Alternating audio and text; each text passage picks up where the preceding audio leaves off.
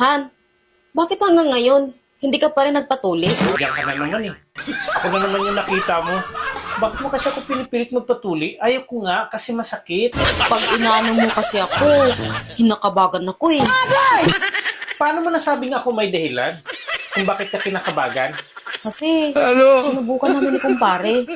Okay naman, hindi naman ako ng utot.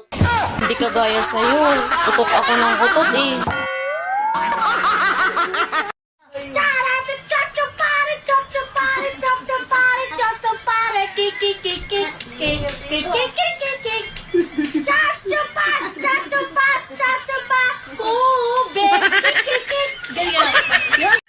Maghiwalay na lang tayo, Han.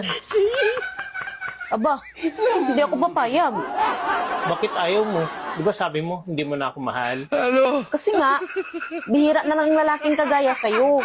Bakit mo nasabi? Kasi, sa panahon ngayon, ikaw na lang ang support.